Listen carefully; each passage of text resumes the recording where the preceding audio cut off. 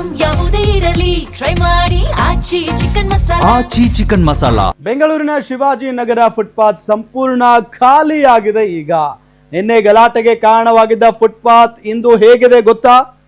ದೊಡ್ಡ ಫುಟ್ಪಾತ್ ಅನ್ನ 70% ಒತ್ತುವರಿ ಮಾಡಿಕೊಂಡಿದ್ರು. 70% ಒತ್ತುವರಿ ಮಾಡಿಕೊಂಡಿದ್ರು. ದೊಡ್ಡ ಫುಟ್ಪಾತ್ ಅದು.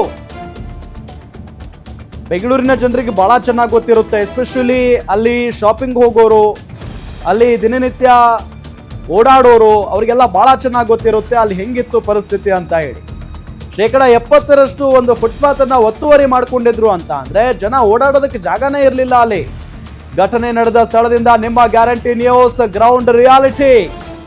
ಅಲ್ಲೇ ನಡೆದ ಒತ್ತುವರಿಯಾಗಿದ್ದ ಜಾಗ ಇಂದು ಫುಲ್ ಖಾಲಿ ಆಗಿದೆ.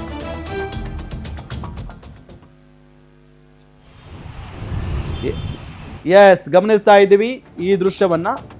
ಫುಟ್ಪಾತ್ ಜನ ಓಡಾಡ್ಕೊಂಡಿದ್ದಾರೆ. ಎಷ್ಟು ದೊಡ್ಡದಾಗಿದೆ ನೋಡಿ. ಸೊ ಇಡೀ ಫುಟ್ಪಾತ್ 70% ಒತ್ತುವರಿ ಮಾಡ್ಕೊಂಡ್ಬಿಟ್ಟಿದ್ರು. ಬೇರೆ ಬೇರೆ ಅಂಗಡಿ ಮುಂಗಟ್ಟುಗಳಿದ್ವು ಅಲ್ಲಿ. ಜನ ಓಡಾಡೋದಕ್ಕೂ ಕೂಡ ಸಾಧ್ಯ ಆಗ್ತಾ ಇರಲಿಲ್ಲ. ಎಲ್ಲರೂ ರಸ್ತೆ ಮೇಲೆ ಓಡಾಡ್ತಾ ಇದ್ರು. ಬಟ್ ಇವತ್ತು ನೋಡಿ ಹೆಂಗಿದೆ, ಕ್ಲೀನ್ ಆಗಿ, ಜೊತೆಗೆ ಯಾರು ಬೇಕಾದ್ರೂ ಓಡಾಡ್ಬೋದು, ಎಷ್ಟು ಜನ ಬೇಕಾದ್ರೂ ಓಡಾಡ್ಬೋದು ಆ ಫುಟ್ಪಾತ್ ಮೇಲೆ.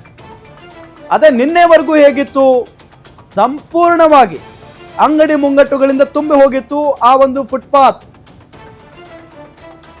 ಸಾಕಷ್ಟು ವರ್ಷಗಳಿಂದ ಅಲ್ಲಿ ಆ ಫುಟ್ಪಾತ್ ಅನ್ನ ಆವರಿಸ್ಕೊಂಡು ಬಿಟ್ಟಿದ್ರು.